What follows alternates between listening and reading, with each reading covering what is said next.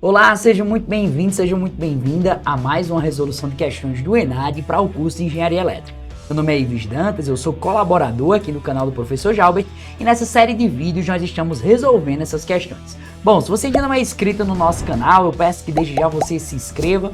Se está por um aparelho móvel, ative as notificações e se você quer receber conteúdos exclusivos, aqui na descrição do nosso vídeo tem o link de acesso para a comunidade do nosso Telegram, tá bom? A questão que nós vamos resolver hoje é uma questão que envolve um pouquinho de engenharia de programação, engenharia de software, que é muito bem utilizada e que o engenheiro dentro do mercado de trabalho ele precisa entender os procedimentos. Seja simplesmente uma linguagem de código como C++, Python, que talvez você já conheça, ou seja uma linguagem genérica, como é apresentado nessa questão.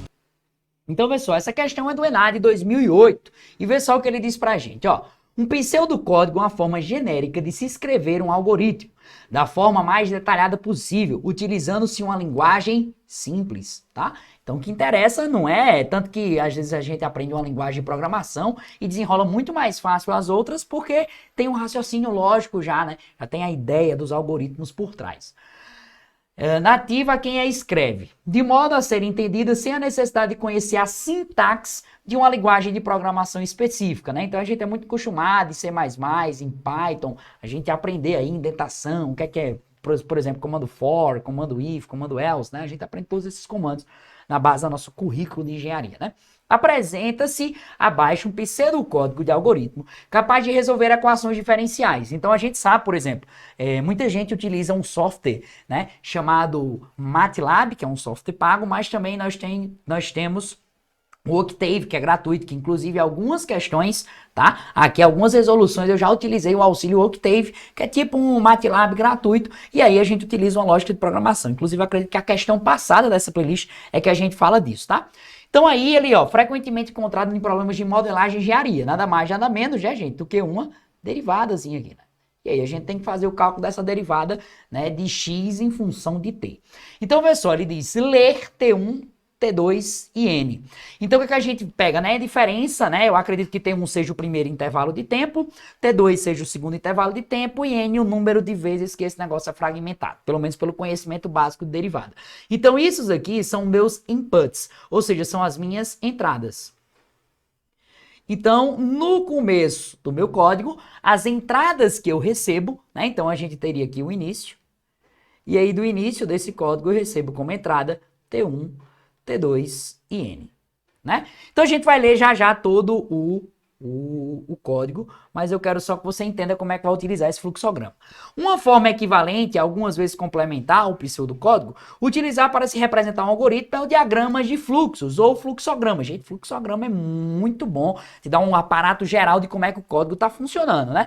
Que fluxograma representa de modo mais preciso o pseudocódigo apresentado. Então nós temos aí 5 fluxogramas e um deles equivale, né, a essa proporção aí. Então, vê só. A entrada são esses valores, né?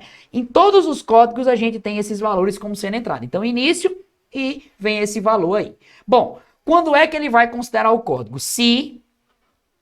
Beleza, o que é que eu preciso vir? Ah, Ives, eu preciso saber até onde esse se vai. Então, esse se, ele vai, ó, ele vai daqui até o fim do se, ó. Fim do se.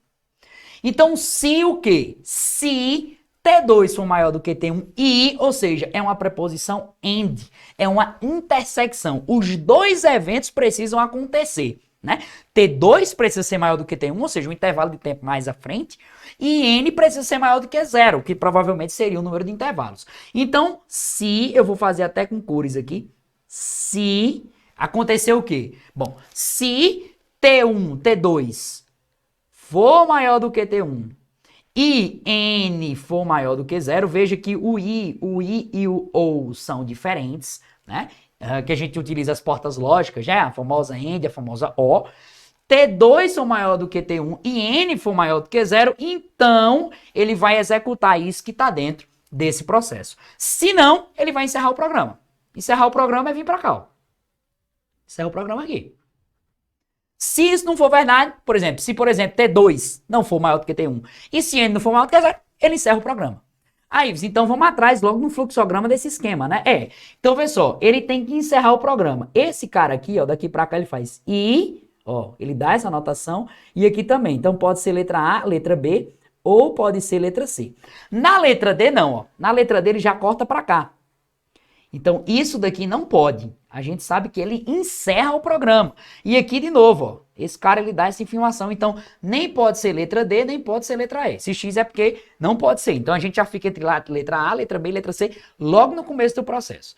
Tá, se isso for verdade, o que é que vai acontecer, né? Aí ele dá aqui mais, ó.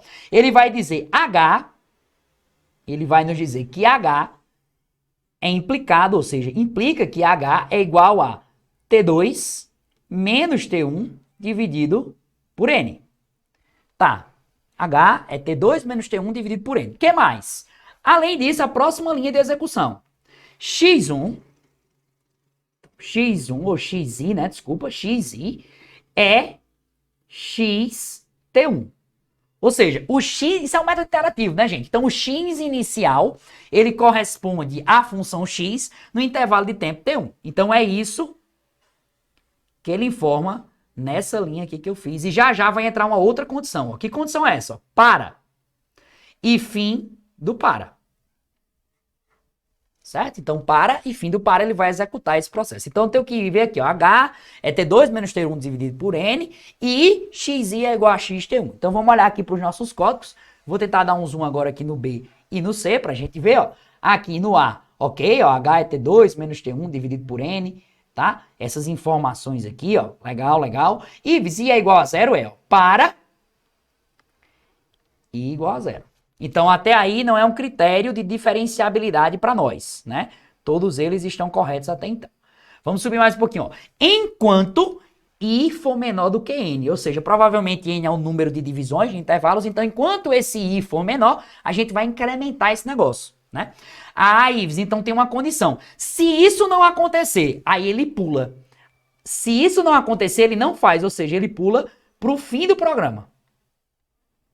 Então tem que ter duas setas aí, uma seta que vai executar esse código, que a gente vai seguir, e uma seta que, se isso não for satisfeito, ele vai pular fora do negócio, vai acabar e encerrar o programa. Então vamos lá, ó. Aqui ele entra, aí ó aqui a condição, ó. A condição é essa aqui, ó. Se o para, né? Na verdade, desculpa, o para. O para é essa condição, ó. Para e o para, ó. Vamos lá, todas dão a mesma condição, I menor do que N, I menor do que N e I menor do que N. Se I não for menor do que N, o que é que vai acontecer? Ó, aqui ele dá fim, ok, correto. Aqui ele dá fim, ok, correto. Aqui ele joga de volta para o método interativo. Não, Ives, ele não volta para o método interativo, ele finaliza. Então não pode ser a letra C. Então a gente fica entre letra A e letra B, né? E aí a gente já vai olhando quais são as diferenças em cada uma delas, ó. A gente vê que essa linha são iguais, essa linha são iguais, essa linha são iguais. Só que aqui, ó, ele não incrementa o I no B e aqui ele incrementa o I. Ele faz I é igual a I mais 1. Então vamos ler o programa? Vamos lá, ó. Vamos continuar. Ah, o K vai ser H vezes X de XI. O K vai ser H vezes G de XI. Pronto, ok. Vamos lá. O XI vai ser quem? XI mais K. Ou seja, está incrementando XI. Então, XI é quem? XI é igual a XI mais K. Ok, ó. Todos os dois têm a mesma linha de código, o mesmo pensamento. Até então, tá ok. Vamos mais. Aí depois, visualizar, ou seja, para ver em tela, provavelmente print em tela, de T1 mais I vezes H, XI. Então, vamos lá. T1 vezes H, XI, tá aqui, T1 vezes H, XI. Ok, agora vamos para o último fator. O último fator, ele está dizendo que I vai ser incrementado com valor mais 1. Opa, Ives, ó, I vai ser incrementado com valor mais 1. E aqui? Não tem esse incremento. Então, não é a letra B. Só pode ser a letra o quê, gente?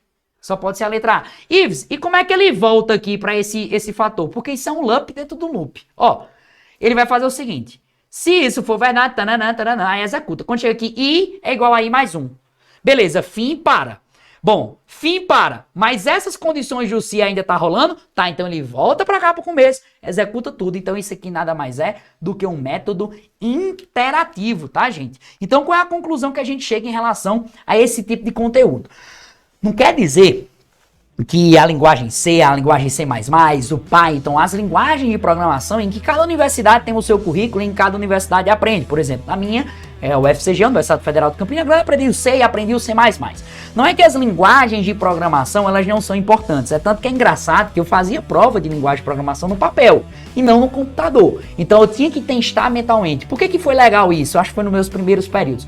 Foi bem legal, gente, porque eu desenvolvi um raciocínio. Eu consigo fazer pseudos códigos, eu consigo entender fluxogramas e a possibilidade disso, a possibilidade daquilo.